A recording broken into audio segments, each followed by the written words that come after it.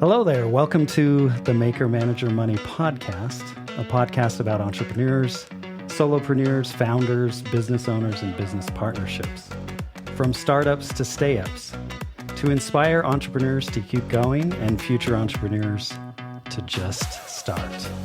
My name is Kyle Knowles, and I'm just trying to make some cool content on a Wednesday evening. I'm recording in the beautiful RubySnap headquarters. I'm actually in RubySnap's founder's office. Yeah. Yes. This is cool. Yeah, I'm in the building right next to the RubySnap retail store in downtown Salt Lake City. And of course, today's guest is Tami Steggell, founder of RubySnap Bakery. RubySnap, it's not Fresh bakery, cookies. Fresh cookies. RubySnap Fresh Cookies and Bite Me Industries. Her favorite pastime is recipe development, ingredient and nutrition research, and sharing all that knowledge with her fans and customers. She regularly appears on Studio5 KSL, teaches cooking classes at Orson, Gygi? Yep. And is a professional baker, chef, recipe developer, and mother to 7 children. Mm-hmm. Tami grew up in Saudi Arabia, got a degree in architectural design from BYU, and spent 15 years as an architectural designer before cashing $10,000 out of her 401k to found RubySnap Fresh Cookies in 2008. Tami, welcome to the Maker Manager Money podcast. Thank you. Happy to be here. All right. So what things are you going to do to celebrate being in business for 15 years? Well, we actually had a 15-year anniversary in February, and we did a Blitz week where we brought back 15 specials for that week only. It was really phenomenal, and we had so much fun that we're going to repeat it again this coming October. And For your 16-year anniversary. Well, we're doing 15. It's still our 15 It's still year. 15. Okay. And so we just thought it was so much fun to have all that buzz and hubbub happening in the bakery that we're going to repeat it in October. Okay. And I've spent all summer developing a new recipe every week just for fun, just to like push the limits and explore new ideas. So we'll be featuring some of those recipes in October. Awesome. So what is your favorite cookie? Well, I feel like I am my best critic and I am selling to me. So I am my best customer. So if I like it, then that cookie makes it into the lineup. And if I don't like it, it's not going to make it into the lineup. So I like them all. Okay. You don't have a favorite. You can only have one cookie before you go on vacation. Which one are you choosing? Okay. If I did a daily cookie, I would probably today pick the snickerdoodle, which is an horchata snickerdoodle. In the past, I have just been in love with Penelope. It's a peanut butter dipped in chocolate. And also our dark molasses ginger, which is Virginia.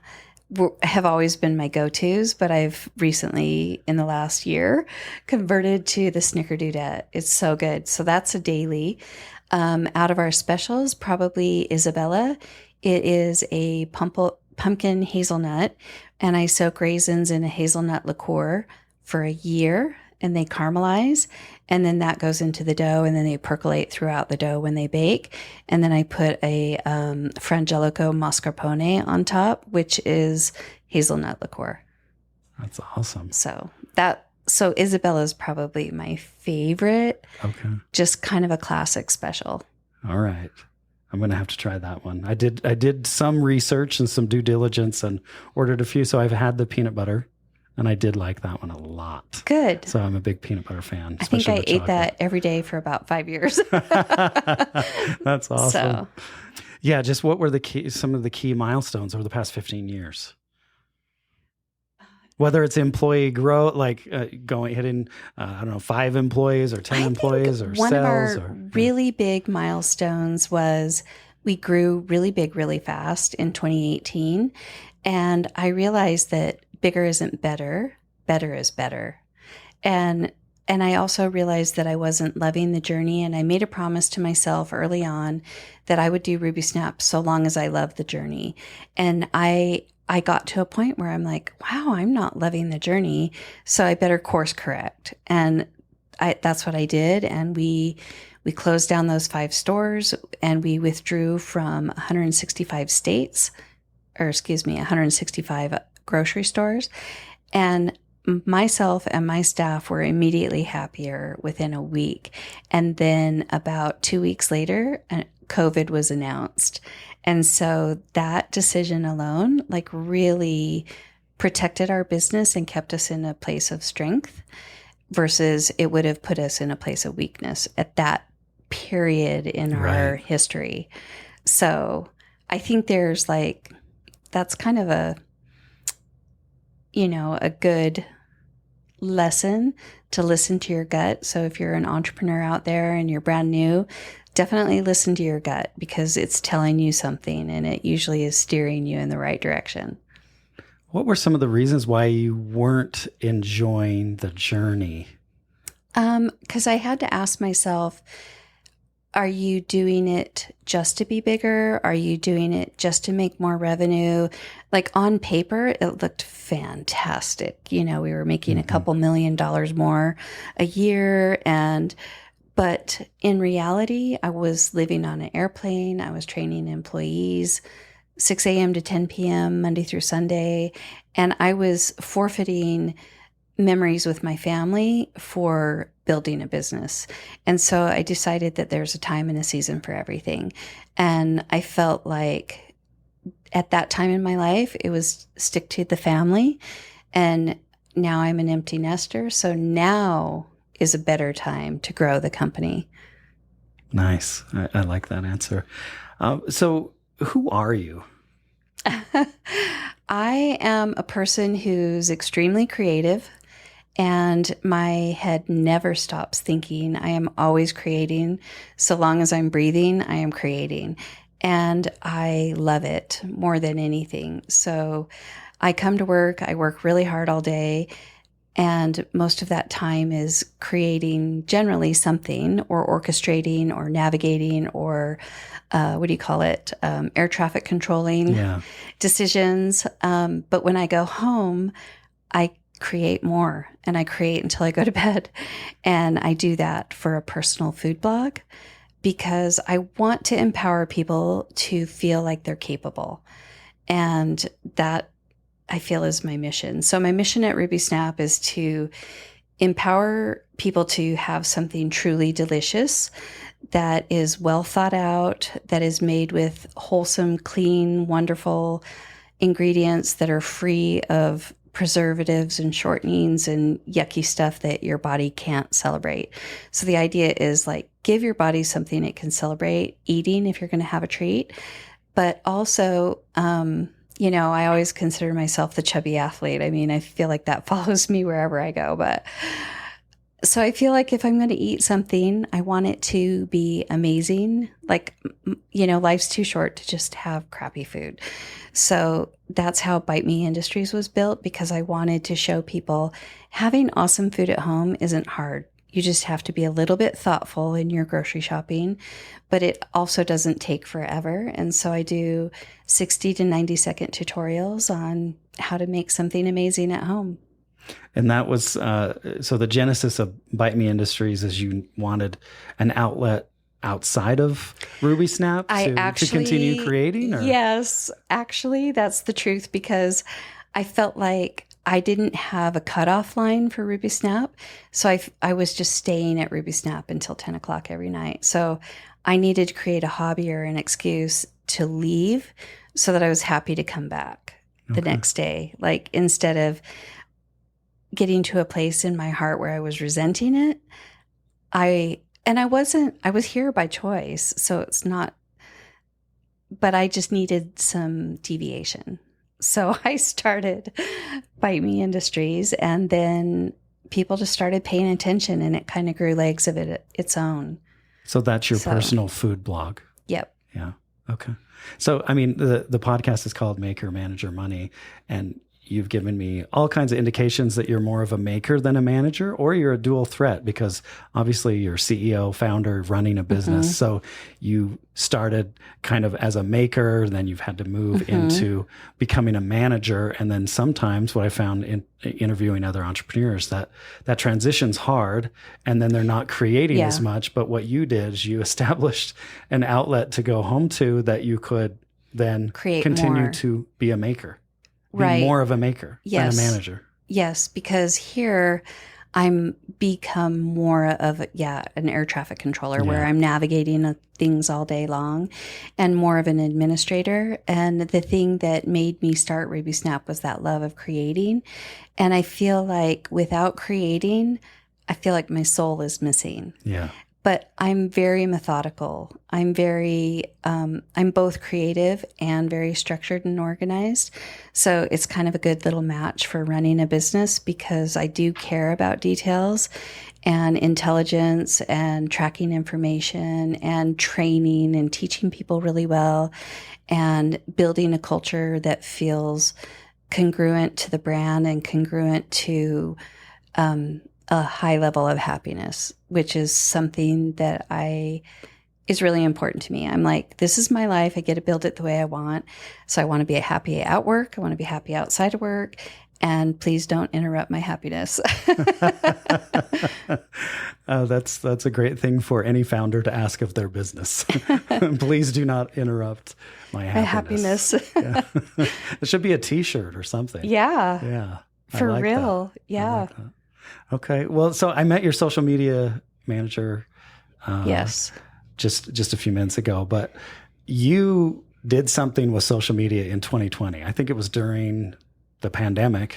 You started a TikTok channel, and tell me about how social media and creating content helped you to feel that, maker kind of creative self. So I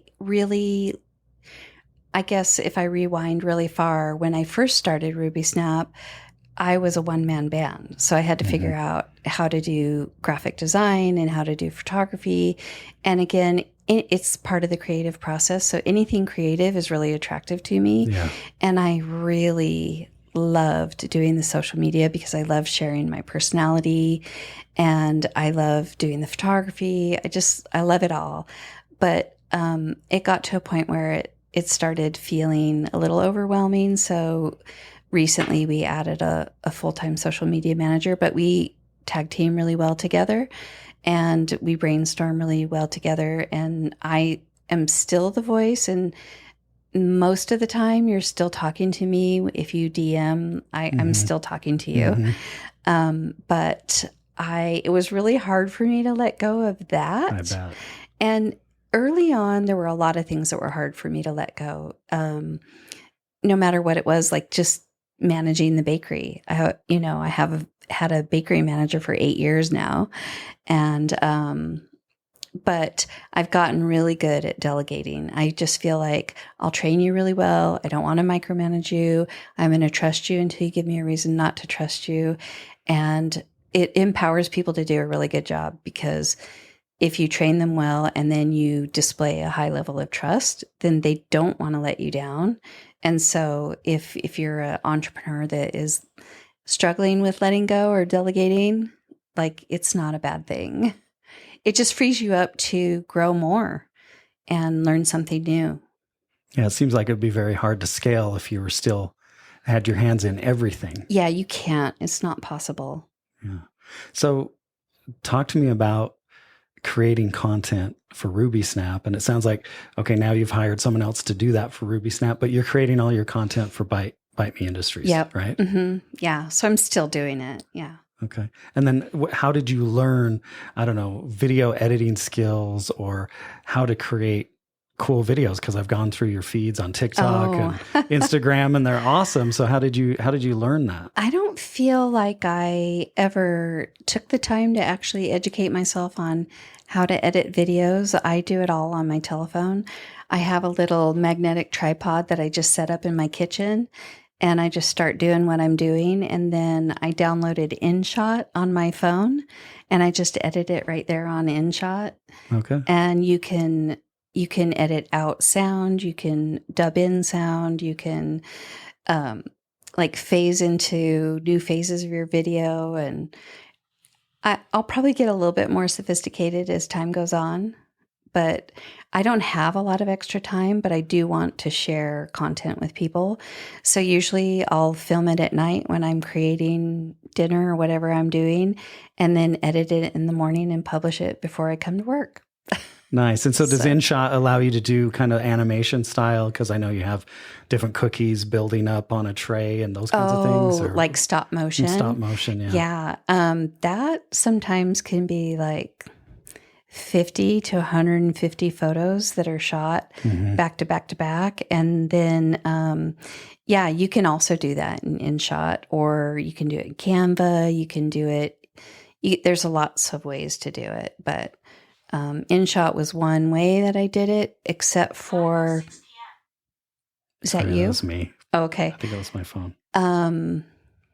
In Lightroom, you can batch edit your photos. So you can edit one and then just batch edit like 150. And then I can import it into InShot onto my iPhone from like a Dropbox or a cloud. Okay. And then I can say, I want every frame to be 0.2 of a second, and it'll just like do it all for me. So cool. Yeah. Yeah. So you just figured it out, and you just tried things, and you saw what was working and what wasn't working. Is that kind of your approach? That's actually kind of a little bit recent in the last year is the stop motion.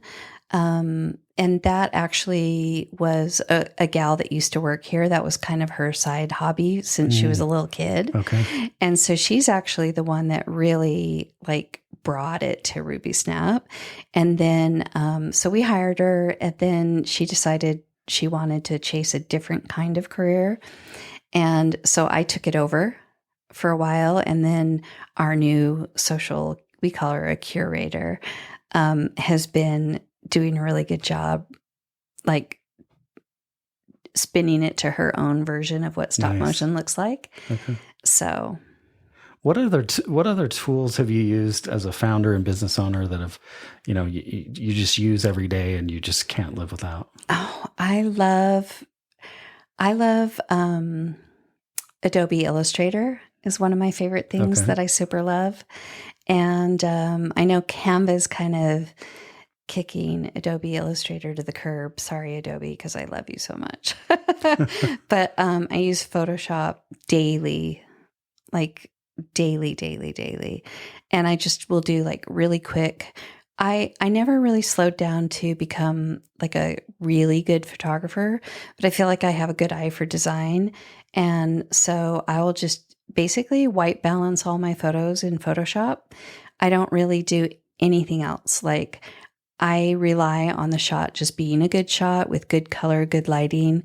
And then I just give it a quick white balance, if you know what that means. Yeah. So, but I've never really learned how to navigate Lightroom. Someday, maybe I will, but I usually study nutrition is what I do in my extra time. Okay. So you use Illustrator to create all your packaging and your brand? Yeah. So Illustrator I use for graphic design if I need to do anything for the website or packaging design. And I really love that. Like, I think that would have been a great career in another life, is to do packaging design, because I could just see it. Like, I could see spaces when I was doing architectural design. I could just see things come to life, and I'll build little mini Barbie-sized models first so that we can kind of see it in 3D, like how it looks. That's really cool. And what is Canva starting to do for you that maybe you used Illustrator and Photoshop for before? I don't use Canva a lot because I'm so fast at navigating Illustrator, but I feel like the up and coming generation is using Canva a lot. And I've used it once or twice to kind of cheat a little bit. I kind of call it cheating, where I can like swap out a background really quick. Yeah. Where I've never done that before. I just rely on the background that I've created for the shot. But if I'm like, I didn't like blue, I'm going to swap that out for black or red. Yeah. Canva will let you do that in 2 seconds. Yes. Yeah. And I'm like, wow. You know, It'll let you put really cool shadows on it. And so sometimes I kind of feel like it's cheating a little bit, but I mean, it is technology and it's really good for like if you want certain kinds of graphic looks.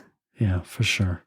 And I feel like a lot of the up and coming generation have used it because they really focused on schools. And so a lot of schools use it and thousands of templates in there. You can swap things out. Oh, yeah. They're smart. Yeah. Wedding invitations to brochures, to resumes, to video editing. Really all kinds of savvy stuff. Yeah. Yeah. It's pretty incredible. Okay. So why are you here? Why am I here? On the earth. Oh, I think that I was here to bring creativity to people. I think I'm also like very patient. I'm also a total lover. Like I love everyone. And, you could do something really bad to me and I'm still going to love you. Like, I don't know. I just think I was here to like create a pleasing place for people. Like, Nice. I feel like one thing that we train in the bakery is we want people to feel happier when they leave than the moment they walked in. And we work really hard to live that kind of level of happiness behind the counter as well. But I think that I just care about peacefulness, if that makes sense. Yeah. So, and obviously happiness. Nice. And I think that points to what you want. But so what, as far as RubySnap goes, where do you see it headed and what do you want for RubySnap? I would like to see it grow. I'm ready. I have the headspace for it now. I think that RubySnap belongs more places than just Salt Lake City. I think Utah is really saturated. I'd love to grow out of state, especially in the western states. I feel like the Western Belt is really strong economically. And I'm ready for it. And so I have gone through some HACCP certification, which is hazardous and critical control points, so that I could just be ready for any scenario that comes my way. And so I'm a good at rocking and rolling. Like when I make a goal, I'm ready to go for it. So, and I stick to it. Nice. Okay. So let's talk about the RubySnap brand a little bit. Where did Ruby come from? RubySnap and kind of the colors and the logo. How did that? That's really fun because I love history. I love world history, but specifically I loved just that idealism of World War II where people just came together to like save the day. And I definitely romanticize it. And so during World War I, the male flyers were nicknamed the Doughboys. And in World War II, the female women air service pilots who came forward to help when there was a shortage of men were nicknamed the Dough Girls. And so our original bakery was called Dough Girl until that trademark was taken away. So I wanted to stick with that theme and just kind of honor that sense of yesteryear when food was just made. It was made in your kitchen by grandma. It was awesome. It came out of the fields. It was wholesome. It was good, which is everything that emulates how we develop recipes here is just wholesome, good, clean, because real food tastes really good. And so when we changed our name to RubySnap, I wanted it to sound like a call name if you're a female flyer. Mm-hmm. And so I took a name and a phrase from the 40s. Ruby was a name and Snap was a phrase from the 40s, but I put a whole bunch of them together, about 350. Are you serious? And I narrowed it down to 2. And one of them was Lily Tango, but I couldn't say it. I couldn't get it out of my mouth, but I applied both for trademarks with USTPO and they were both accepted, and RubySnap just rose to the top and it felt natural to me and it feels fun and playful and sassy and lighthearted. Mm-hmm. And I just liked everything about it. So that's how I got the name RubySnap. All right. And then I love how you've used it, even Snap on your your shopping cart. I think when you check out or something, there's some kind of Snap. And then, hey there, hot stuff, and all these other kind of playful phrases and stuff. Yeah. The brand is really strong. I really love the brand. I love the brand too. I really do. It just feels good. Mm-hmm. And I feel happy about it. I feel proud of it. And I never bemoan how hard I work because I love what I do all day, every day. Okay. What's your superpower then? It sounds like you have a lot of different gifts and skills. What is your superpower? What would you think your superpower is? I feel endless creativity. I feel like my superpower is flavor development and how I unite flavors, maybe even things that don't belong in the same sentence, where I can bring things together and bring them to life and like wake up your palate. I feel like that's my superpower and my super passion. Yeah, I would agree with that because I'm a huge fan of oatmeal cookies. And when I had your oatmeal cookie, I for sure just mentally thought it was raisin in there, and it wasn't raisin, right? Yeah. Isn't it apricot and cherry or something like that? It's apricots and dried cherries. Okay. I loved it. Yeah. I mean, I loved that cookie. That was probably my favorite cookie that I've tried of yours so far. That cookie, if you bake it fresh in your oven at home, like hot cookie a la mode, it's like having a cobbler. Wow. And it is so good. Like, that's a good idea. Eat it like 5 minutes out of the oven. You can purchase the pre-portioned frozen cookie dough here in our bakery. We don't offer it in stores. We could. We just never printed packaging for it. Okay. But maybe in the future. Yeah. Okay. Nice.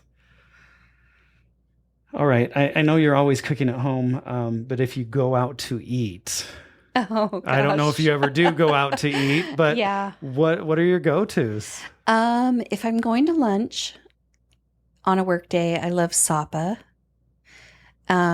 which is just around the corner from RubySnap. If I'm going out to dinner for my birthday, I really like the Dodo in Sugar House.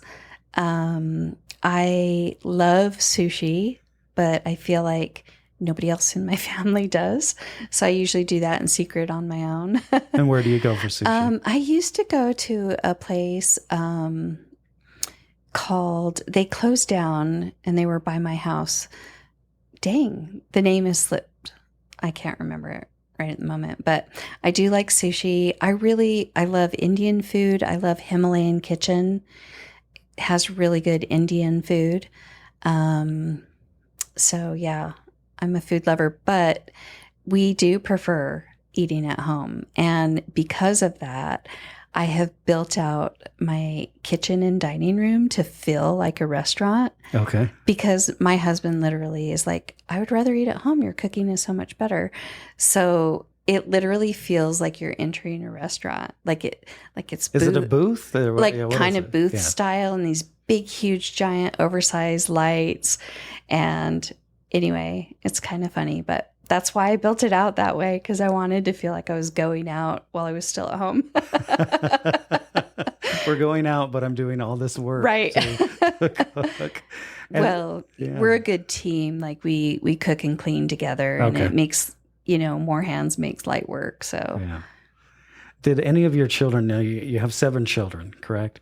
Did any of them follow in your footsteps, and are any of them good cooks, good chefs?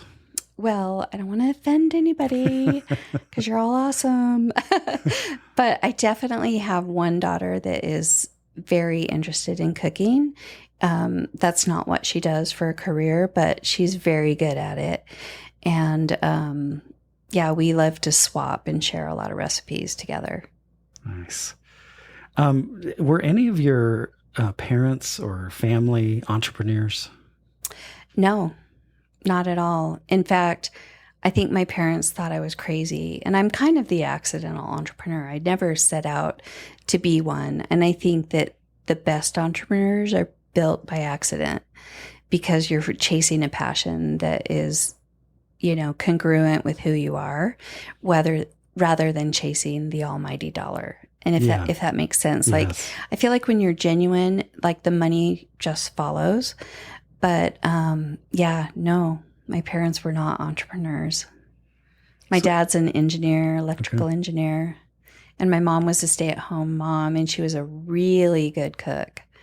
So, do you feel like that's where you got your sort of inspiration to cook things, is from your mom, or? She was definitely a very strong example, but we also traveled the world. And so I really had this great taste for international food and just kind of a love and appreciation for all kinds of cultural food. And I feel that those things inspire me a lot. And that's why I think sometimes I do irreverent things where I'm combining two cultures together, like two spices that come from different cultures and things like that. Okay, I noticed that in one of the cookies that I had. I was like, is there a hint of something else in here? This is not your typical. I can't remember which one I ordered, but I was like, there's something different about this one. Oh, I'd be curious. Yeah, like I might put hints of things in very small amounts and maybe not call it out. Like I might not emphasize that that's in there, but it definitely builds flavor. And I build flavor a lot with fruits and vegetables too. Okay. Not just spices. Yeah. Okay. So you had a wide ranging palate basically from living in all these different places. Right. And where was the place that was your favorite place that you lived growing up?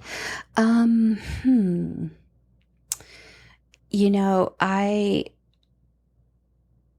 don't know, but I definitely love that Middle Eastern flair. I love so many things. I love rice and hummus and tahini and just rich, deep flavors. I love Persian food. I love Indian food. I love it all. Like, I really do.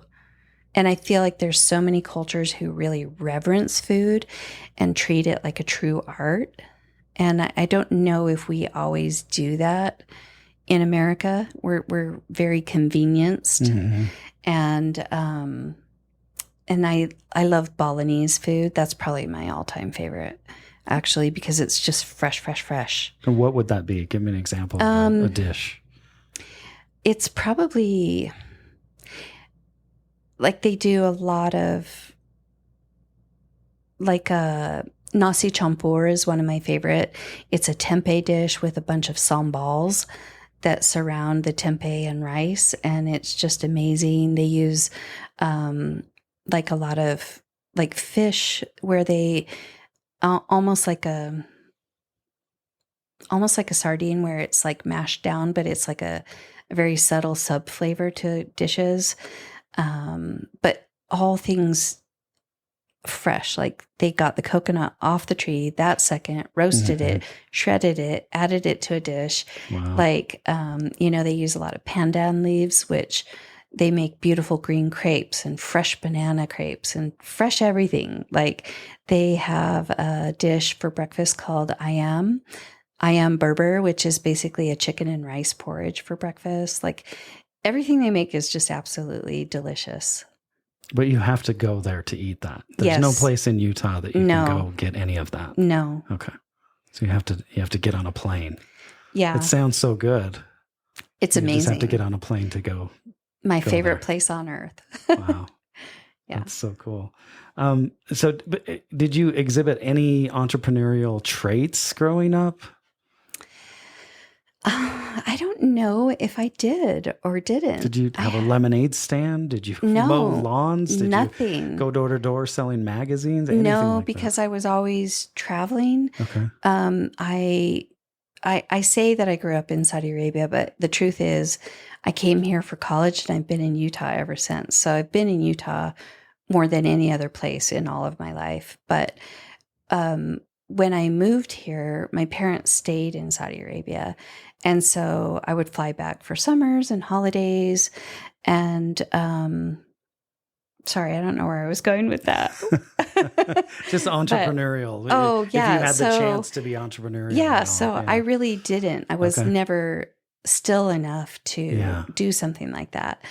But I know that when I would fall asleep at night, I'm always thinking of businesses. Like I have built entire businesses literally on paper, like other brands, other logos, other menus. And I'm always get reminded by my family or dear friends, like, hey, you already have a great plan. Why don't you stick with that one? And so I do actually have completely other businesses that I have designed but have never come to life. So I definitely enjoy the idea of branding a company. Mm-hmm. Like, I love it. I love the logo design, just all that imagery and the recipe development. And I could just do that for a living, just create companies and brands. Like, if somebody would hire me to do that, I would do it because I love it that much. But if someone wants to be an entrepreneur and doesn't have a good idea, can they come to you? Probably not. Okay. You're going to keep them all to yourself. Yeah. I mean, Okay. it's a lot of work and I do it because I love it. But could they buy these ideas from you? Perhaps. Yeah. Okay. Yeah. Yeah. I have some good ones. Are they all food related or not? Yes. Okay. Awesome. Even including restaurants, like a restaurant? Do you have a restaurant idea? Yes, I sure do. Okay. Any wannabe restaurateurs out there? Yeah, I actually, when I drive around, I'm like, ooh, I wish I could buy that building because I could do this. But then I remember that means more work. So, yeah. Okay, well, let's talk about you. You're traveling, you're living abroad, and then you came here to college. You went to Brigham Young University. Yep. And you studied architectural design, which was kind of a conglomerate of a lot of different programs put together. So I took classes in construction management. I took footings, foundations, plumbing, electrical, HVAC, all of that. And then in the design program, we took like all kinds of CAD drawing and things like that. I also happened to work in the civil engineering department at the time, and I was trying to become a civil engineer, but I just decided I needed to be more creative, and the math was a little bit hard. Like, as an architectural designer, you can design a lot of amazing things on paper, watch them come to life, but you do have to pass them through an engineer to get, to make sure they're structurally sound and safe and all the things. But mostly, I spent most of my career just doing like hospitals, clinics, colleges, universities, a lot of kind of boring commercial design. Like putting cubes in, like what? Like most of it was like rooms and stuff. Yeah, like a lot of refurbished projects, but also most of it was just like, space efficiency, like interviewing a company, finding out what their needs are, and making it efficient and solving their problems. So. And then, so tell me what happened, because you graduated and then you worked in architectural design. And then what was the light bulb? What was the motivation to start your own business? Well, I say I loved it until I didn't love it anymore. Okay. And I'm all about loving what I'm doing, because why wake up every day and do something you don't love? And one of the catalysts was 9/11, and it really changed our industry, and everybody was competing for dollars. And I just feel like everybody was dropping their drawers for commissions, and I just didn't love it anymore. It just didn't feel like the thing I wanted to wake up to every day. And during that period of time, I was a really hardcore cyclist. And so I was eating super clean and creating these treats for my free days, which happened to be the cookies. And I thought, I have all these awesome recipes. I should just take them to the public and see if they like them. And I went for it. Like, I didn't do a cottage kitchen. I just found this building, refurbished it, and started, and people liked it. This building right here. Yes. Okay. So, and I just went for it, and it worked. And we've been loan-free, debt-free the entire time. Wow. So you literally one day put your 2 weeks notice in. I quit my job and I started. And because I think that if you have a little bit of healthy fear, it's a catalyst. Like, you got to make it or break it. And so just went for it. And my parents thought I was insane because I was in a crappy rundown neighborhood in a really crappy building. And I just fixed it up. And I was like, I'm going to make it worth people's destination. Like when they walk through that door, they're going to get the best cookie they've ever had in their whole life. And they're going to get the best service they ever had in their whole life. And we're going to care about everyone. And it worked. That model worked. Like people come for that reason. That's what we're known for. And what do you do to sort of instill and inspire that, I don't know, customer satisfaction with your employees? So we work really hard at having that I've got your back culture. And we realize that real life happens and we're not so rigid about like, you got to come to work 9 to 5. That's it. That's the way the world works. We're more about like, oh yeah, you got in a car crash. We got your back. This thing happened. We got your back. Your, family member passed away. We got your back. Like take all the time you need. And when people feel like they're honored and that they mean something to the team, then it pulls everybody together and it creates this close-knit group. And we just really like to live that way. I mean, you met my general manager. Mm-hmm. She's a great example. She had a baby and she didn't want to do daycare, but she's amazing and she deserves to be here. So we turned one of our offices into a nursery and she comes to work every day. The baby comes to work every day and business goes on and I think COVID did a lot for us that way, mm-hmm. that to accept families in the workplace. Okay. So I'm a new employee and I come to work for RubySnap. Is there a corporate video? Is there a PowerPoint you go through? Is there is this just, lead by example and everyone kind of... We do have a handbook, a company handbook where we've built it over the years. Like when we have learning opportunities, because mm-hmm. we say there's no such thing as a mistake. It's a learning opportunity. Then we document it and we record it and we write it down. But I mean, as much as possible, we try to have all of our standards written mm-hmm. in a handbook, but it is lead by example. And it's also, there's no such thing as dumb question. And we have a company Slack channel where we can talk to each other daily so that it's not a he said, she said. Everybody reads the same thing. Mm-hmm. We have monthly team meetings. We have quarterly SWOT interviews, which is strengths, weaknesses, opportunities, and threats, where we're always in communication so that we don't get so far misplaced from each other and build stories in our head, if that makes sense. Like we try to keep the lines of communication really open all the time. And then we do twice annual company parties. And we just try to really operate family style, but professional. Okay. And you're the chief executive officer, the founder. Are you also the chief product officer? Yes. Okay. Yes, of course. And do you have anyone else helping you with that, or you have the vision? These are the recipes, or is there anyone else that's submitting ideas to you?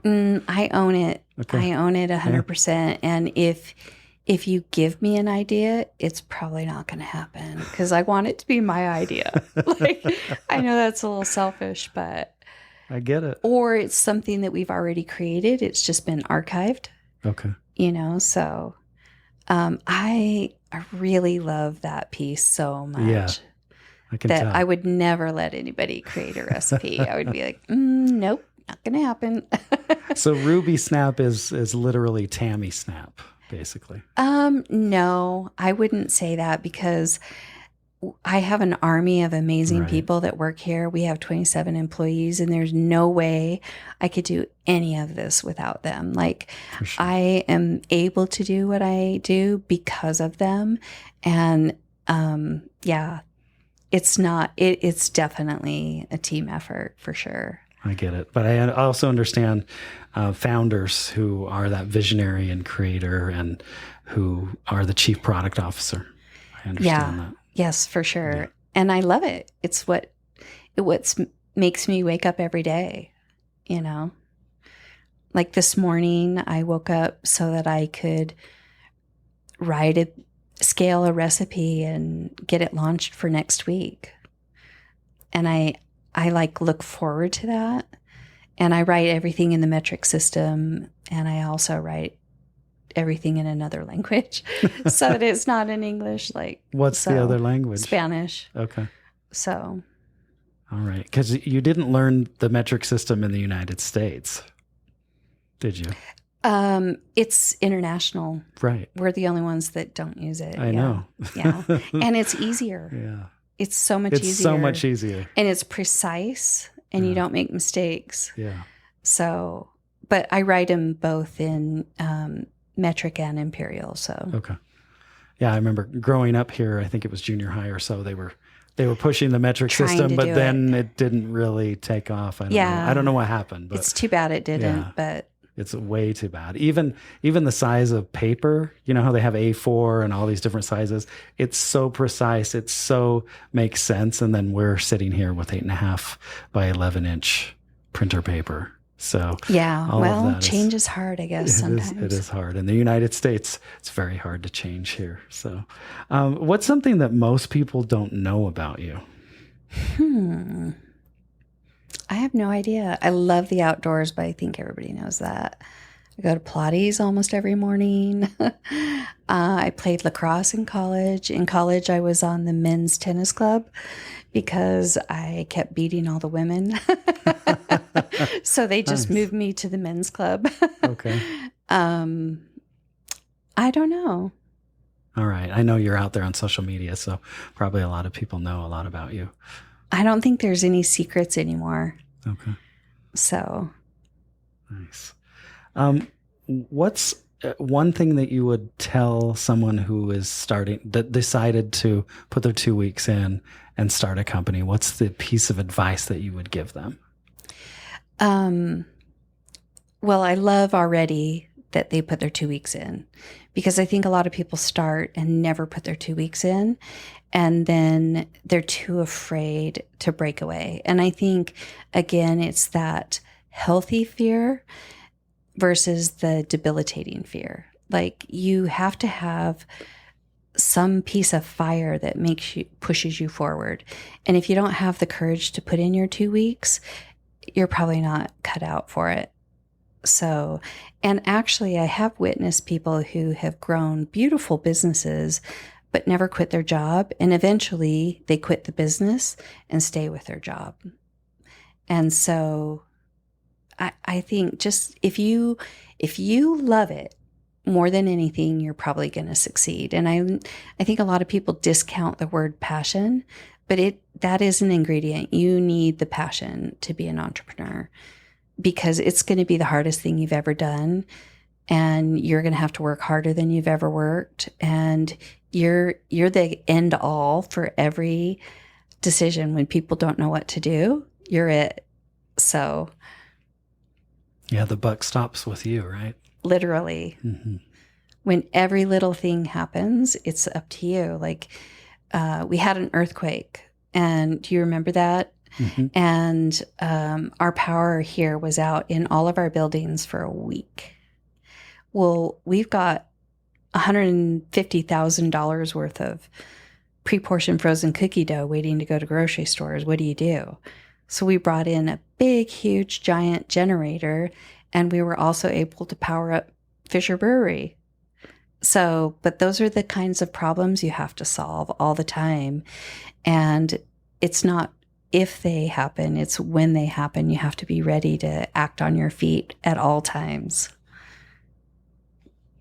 I like that answer. So, what are your thoughts about executive coaching? Mm-hmm. And kind of, if you can talk through that path for you in getting executive coaching? As in having a mentor for myself, or mentoring others? Both. I've never had a mentor for myself, not for any particular reason, but I would definitely be willing to mentor others. Okay.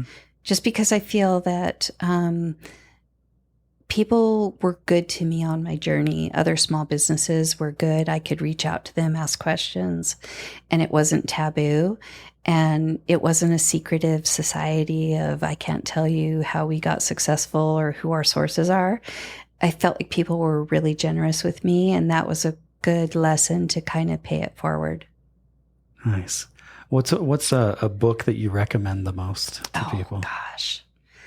Simon Sinek, I think, has one called Know Your Why, and it helps you to pause and stop and think about like what's really important to you and how to take that and drive it further. That's a good one. One of the early books that I super duper loved was Delivering Happiness by Tony Hsieh, who is the founder of Zappos. And I felt like when I read that book, he reached exactly into my brain and pulled out all my thoughts. And I was like, yes, wait, that's me. Like, and I loved that book. But I've read so many books that are all really, really good. Of course, one of the fundamentals that everybody should read is Dale Carnegie, How to Win Friends and Influence People. And I think that's just a basic fundamental book. That's a great book. Yeah. Yeah. Okay. Well, so I have a lightning round of questions, and we can wrap up here in just a few minutes. But what's your favorite candy bar? Oh, dang. I don't know. I'm not much of a candy eater. But when I used to drive my children to Disneyland, I would eat lemon heads. Okay. And that's how we came up with our Lily cookie, because I wanted an excuse to buy bulk lemon heads. Nice. So you have some lemon heads in there. Yeah, we don't carry that cookie anymore because Ferrero Pan Company decided to no longer sell bulk. We used to buy 5,000 pounds at a time. Wow. That cookie was so popular. So 5,000 pounds of lemon heads. Like, what's a rough estimate of how many lemon heads that is? Oh, that's a lot. No clue. Yeah, that's so many. Hundreds of thousands. I don't know. Yeah. Maybe a million. Crazy. Okay. What's your favorite musical artist, or who is your favorite musical artist? I don't know, but I do like that genre of like Nora Jones and what? Folk piano, something like that. No. I mean, I love so much, and honestly, music is kind of like my secret. I call it like my underwear drawer, because I'm like almost embarrassed to show people what I like, because I like so many things. Like, well, what are you listening to? And you're pulling out your phone. So. I just wanted to I have one called 10-Second Vibes, where it's just like super like trendy, hip and cool things that pick me up really fast. What's an example of a song on that playlist? Like a Taylor Swift, or is it? No. Like I'll try. Okay, I love Tennessee Whiskey. Okay, I definitely love that song a lot. But I love. Dang. I can see her face in my head. Oh well. Anyway, I guess I'm waffling under these rapid fire questions. Well, you have your phone there. I know you have some playlists on there. Okay. You could just list some songs that are on your favorite playlist. Okay, let me get Unless you have an on repeat, which Spotify served up to me and shows me all the songs I listen to the most. For a long time, I loved Lake Street Dive, Sir Woman, let's see, St. Paul and the Broken Bones. Okay. I really like them. I don't know if you've ever heard of them. Haven't. But I've got everything like Arctic Monkeys. I've got Ray. I don't know how to pronounce his name. Ray LaMontagne. Okay. Do you know who he is? I've seen the name before. Yeah. Let's see. John Mayer. Love John Mayer. Or I used to. Like, I don't know if I've listened to him a lot lately. Is that a good start? That's a great start. Nora Jones. Love Nora Jones. But I've got it all. You've got an eclectic I've got there. Lady Gaga, Willie Nelson. Okay. Oh, He Did. Okay. So this is your underwear drawer. So, yeah, literally. That makes sense. Bill Withers. Awesome. So Joss Stone. Yeah, she's one of my favorites. Yeah. I don't know if you know her, but she's got some spine curling, awesome music. That's awesome. I'm going to look up a couple of those that I don't know. What is your favorite cereal? Oh man, you're just getting me all over the place. Probably Honey Bunches of Oats. Actually, it's one at Costco. It's like a pumpkin flaxseed. Kind of an oatmeal thing? It's kind of like a really lighthearted granola with like puffed rice and oats and pumpkin seeds and flax and from Costco. Okay. Mac or PC? PC. I know that's so unpopular. So surprising for someone that loves Adobe Illustrator. Yeah, people are always shocked, but I'll tell you why. My laptop has 4 terabyte. You can't get that in a Mac. And I have all these hardcore heavy duty software programs that I run simultaneously, and a PC can handle it. And I also, my major driver is the filing system. I hate Mac's filing system. And I just feel like their computers are seriously overpriced. And you could get 10 times the computer out of a PC than you can a Mac with 4 terabyte. Okay. For a Those are quarter kind of of the fighting price. words because I'm a Mac user. I know. I see you have a Mac on your wrist and you have a Mac phone. I have an basically. Apple Watch, an Apple phone, and I'm a diehard iPhone lover. Okay. So it's surprising because the ecosystem, having it all on the Mac is pretty cool. But remember, I'm creative and methodical. Yeah, that's true. So maybe that's just I could be packing me your manager side. You make things with Mac and PC. you make things with your Mac, and then you manage things with your PC. That makes sense. Mm-hmm. If you think of the commercials, I'm a Mac, I'm a PC, and just look at what those two dudes looked like. Yeah. One of them was a manager, and one of them was a creative. I am not an Android lover, period. Okay. So. Okay. I can go back to respecting you. Okay. No, I'm just joking. I'm just teasing. No, I think Apple is a phenomenal company. Yeah. Yeah. So Google or Microsoft? In other words, Google, like Google. Do you use that for mail and documents and things, or do you use Microsoft Outlook and Word? Oh and gosh. Excel? See, I use both. Okay. Like I was born and bred on Word, but I'm a Google lover for analytics and SEO, and like Google owns the world. Yeah, pretty much. Dogs or cats? Dogs. Love dogs. Phantom or Les Mis? Ooh, Les Mis for sure. What's a piece of advice that someone gave to you either about life or about entrepreneurship and work? What was the best piece of advice that someone gave to you? Life's not fair. Figure out a solution and just keep on trucking. And that came from my dad, and that came in really handy a lot of times because when our trademark was taken away, I was really sad about it. But I was like, he's right. Life isn't fair. So I put my emotions on the shelf and made the best business decision and moved forward. So life isn't fair. Life doesn't owe us anything, but you get to create your story.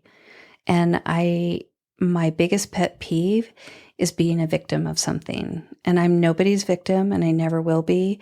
And I'm going to create my own story no matter what happens. I love it. I love that advice.